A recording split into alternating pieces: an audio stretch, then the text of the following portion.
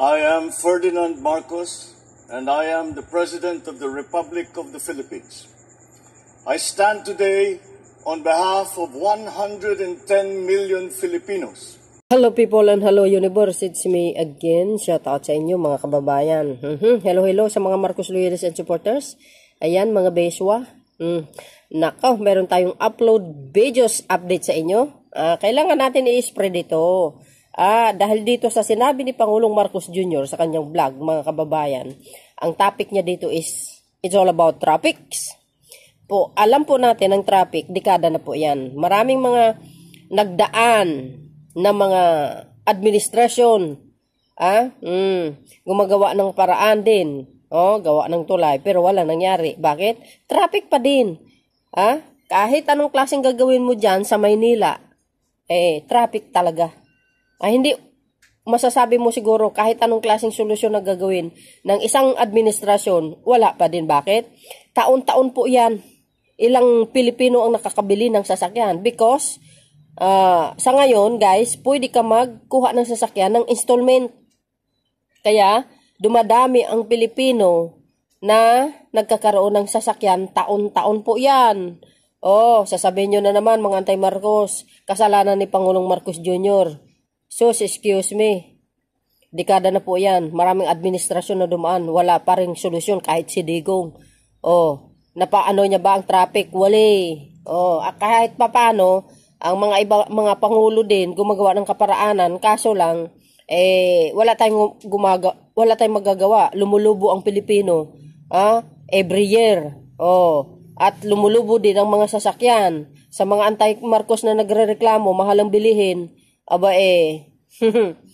Nakakabili kayo ng sasakyan ng mahal-mahal, 'di ba? Nakaka-installment kayo. Mas mahal pa rin nga ang alak kaysa sa bigas. Reklamo kayo ng reklamo. Pero yung mga Pilipino diyan na talaga nakakaunawa, alam nila ang sitwasyon. Iyan ang totoong profesional. Yung mga reklamador, unprofessional 'yan, utak talang ka. 'Di ba? Kahit papaano, gumagawa ang mga administrasyon ng kaparaanan. Kaso lang talaga, ang Pilipinas talaga makikita mo, grabe ang mga sasakyan, ang dami. Ngayon, pag nagrereklamo kayo ng traffic, di maglakad na lang kayo. Ibenta nyo na lang mga sasakyan nyo. Mga anti-Marcos, mahilig magreklamo di ba? So, ibig sabihin lang yun, mga kababayan, mayaman ang Pilipinas. Nakakabili ng sasakyan every year. Ilang libo yan. Lumulubo din ang populasyon natin. Ganun lang kasimple po yun. Yung mayaman ng Pilipinas kasi afford ang bumili ng sasakyan Pero nagrereklamo sila na mahal ang bilihin. At isa pa, ang status natin sa buhay magkaiba. Dalawa lang po yan, mayaman at saka mahirap. Yun lang yun.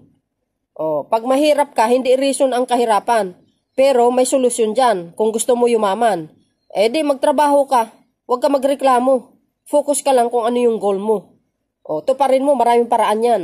Hindi reason ng kahirapan kung gusto mo yumaman. Nasa sayo ang pagdadrive, kung paano mo i-drive yung sarili mo sa magagandang, sa tungo, sa magandang buhay. Ganun lang yun. Kaya, wag na kayo magreklamo ng nagreklamo. Nasa sa inyo ang solusyon, hindi kay Pangulong Marcos Jr.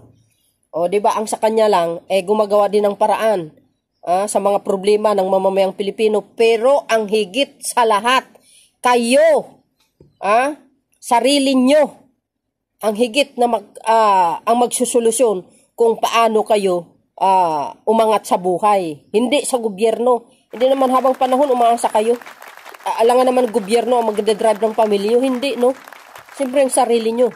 So, yun guys, pakinggan nyo po ito, no? Courtesy po ng ating mahal na Pangulo. BBM Vlogs itong. See you again on my next upload video. Bye and baboos. God bless Philippines.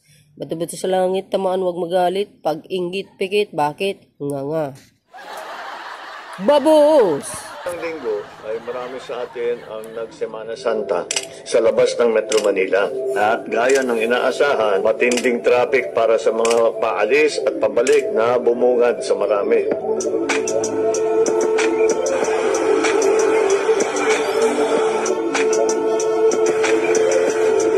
Ang isa sa pinakamatindi nating problema dito sa bansa. Nakakalungkot man, ay isa na itong bahagi ng pamumuhay ng bawat Pilipino at hindi rin natin mapagkaila na tanyag o notorious na sa buong mundo ang traffic dito sa Pilipinas. Sari-saring solusyon ang sinubukan, infrastruktura na ipatayo, merong matagumpay pero hindi naman masyado. Bagamat nakasanayan o nakakalakhan lang, hindi tayo dapat tumigil sa paghahanap ng mga solusyon. Commuter ka man o pribadong sasakyan, tiyak akong makakapag-relate kayo sa usapang ito. Habang patuloy ang paggawa ng ating mga tulay, flyover, skyway, subway, train system at iba pang mga infrastruktura para sa transportasyon. Patuloy naman ang pagdami ng populasyon natin at ang pagdami ng mga sasakyan. Congested ang Metro Manila, kung kaya bahagi talaga ng pagpaplano ay may develop ang mga kalapit probinsya at syudad. Yan ang mga nakikita natin ngayong mga development. Bulacan, Pampanga sa North at Cavite and Laguna sa South. Kaya pati ang mga kalye at tulay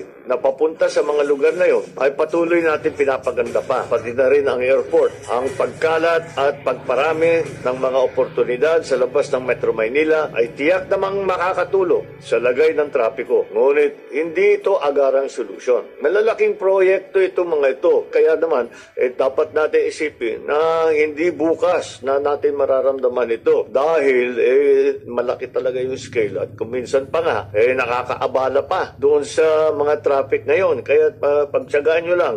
Pero pagka nabuo na yan, asahan ninyo, gaganda ang sitwasyon natin. Pero sasabihin naman ng iba, kahit naman lumabas ng Metro Manila, ay saklap pa rin ang traffic. Tuturin naman yan. Ang mga lugar na hindi nakasabay ng infrastruktura sa pagdami ng populasyon sa kanilang lugar. Mga kaling kailangan pang palawakin, mga kaling butas-butas, mga lokal na batas trapikong hindi naman epektibo. Lahat yan ay posibleng maging sangkap sa traffic saan mang bahagi ng bansa. Pero ang higit na kakulangan nating mga Pilipino sa daan ay ang disiplina. Dapat susunod tayo sa traffic rules para tayong mauubusan lagi ng kalye. May bago mang kalye, kung luma pa rin ang ugali pa rin natin, wala rin. Ang pagbibigayan sa daan ay kailangan pa natin ipaalala sa bawat isa sa ating mga sarili. Ang bagong Pilipino ay disiplinado sa kalye, sumusunod sa batas trapiko, nagbibigay sa kapwa at higit sa lahat, hindi naghahari-harian sa daan. At kapag nakapagbigayan naman tayo, pag pinagbigyan ka, mag-thank you ka lang. Pinadaan ka, mag-thank you ka. Kumaway ka lang ng konti. Malaking bagay yan. Pagka ginawa ninyo yun, masasanay tayo sa ganyan. At magbibigayan, siguro mas magandang bigayan pagka ganun. Pag nagte-thank you man lang ng konti. Yan ang kailangan simulan sa aming hanay ng mga nasa gobyerno. Ang pag-aabuso at pagbabaliwala sa batas trapiko ay hindi pribilehiyo ng kasama sa sinumpahan naming mga lingkod bayan. Pangungunahan ng pamahalaan at lahat ng mga ahensya nito ang pagiging disiplinado sa ating mga lansangan.